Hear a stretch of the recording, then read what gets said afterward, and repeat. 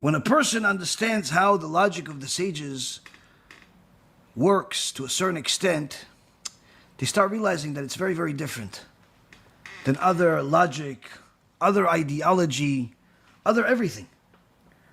So much so, like we saw in the last week's shiur, how the Ramban told us that the person that has rabies, their urine has images of dogs. And he says this is tried and tested.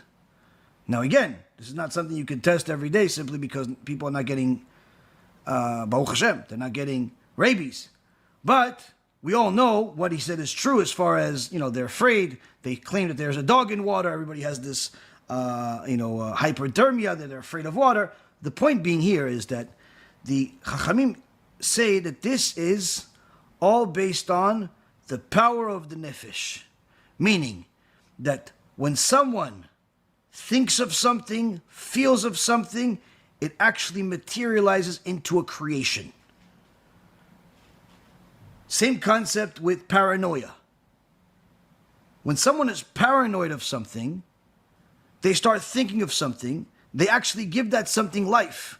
And anyone that has watched and studied our Bitachon Be'Hashem series knows this, that even in the first lecture and throughout the entire 16 shiur series, which has literally changed the lives of countless people, maybe more than any other series we've had.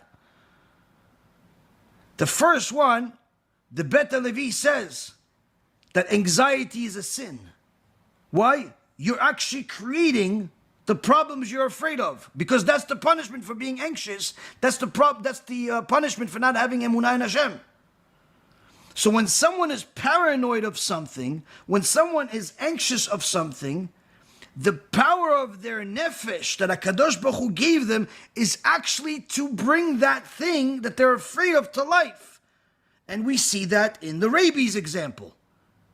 His fear, and obviously absolute fear of dogs, even changes the way that his body works.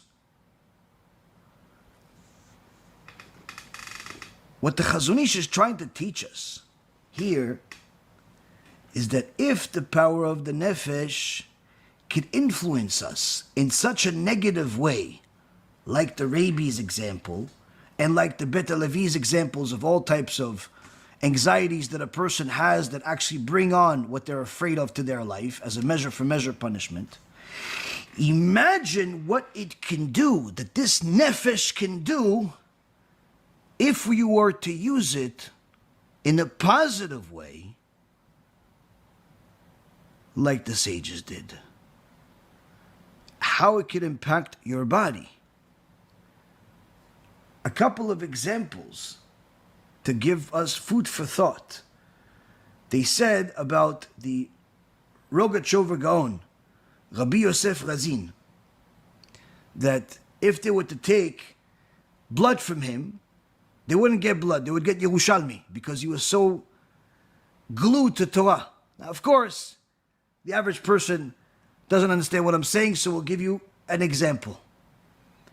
In one of the times that Rabbi Yosef Shlomo Kahneman, the Ponevezher Rav, came to the United States, he was very ill, and they had to do a blood transfusion here in America.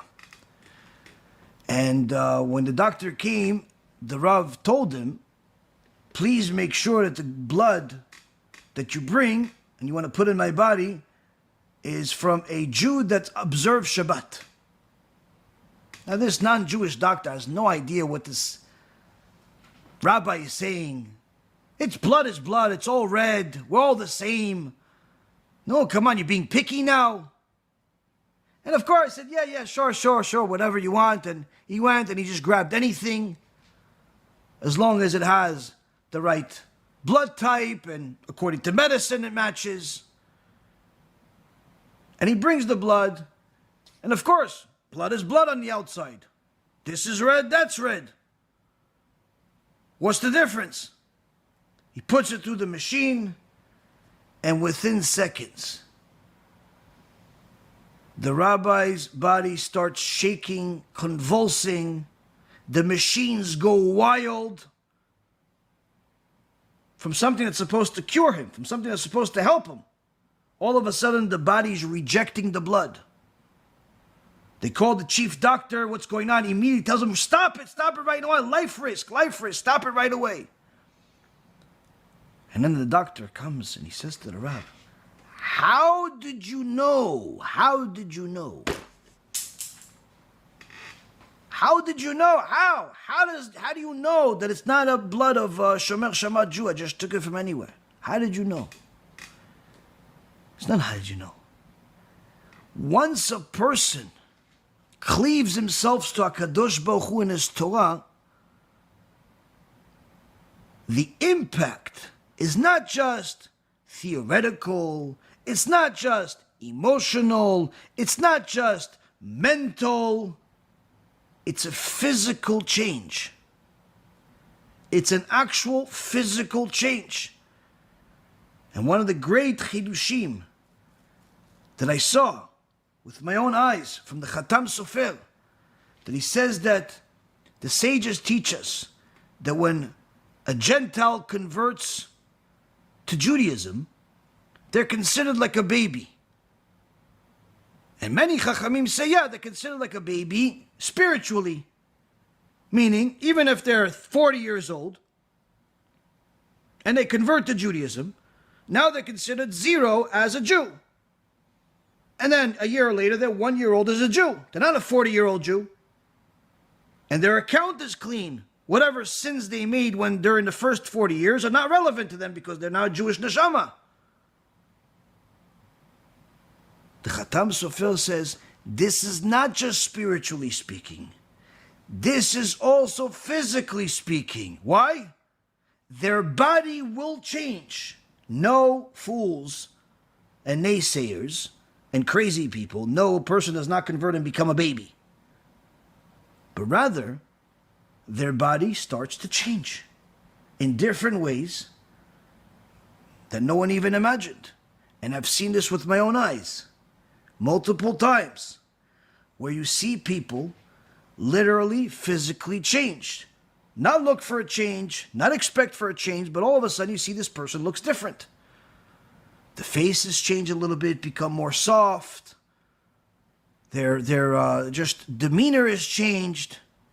And I've even seen some that actually have major paranoias or all types of health issues disappear. Disappear. How? The Khatam Sofer says they become a baby, not just spiritually speaking. Now again, this doesn't happen to everybody. This is not a one-size-fits-all. The point being is that when a person cleaves to the Torah and the holy teachings of the sages, they're not cleaving on to a bunch of old men that wrote books. They're not cleaving on to some words in a textbook. They're cleaving to the living God. They're cleaving to HaKadosh Baruch Hu, Yishtabach Shemo La'ad. And the more you cleave on to HaKadosh Baruch Hu, the more you're giving your nefesh more power to actually have an impact on your physiology, on your actual body itself, on your life. On your actual body itself, on your life. And ultimately, on what your eternity is going to look like.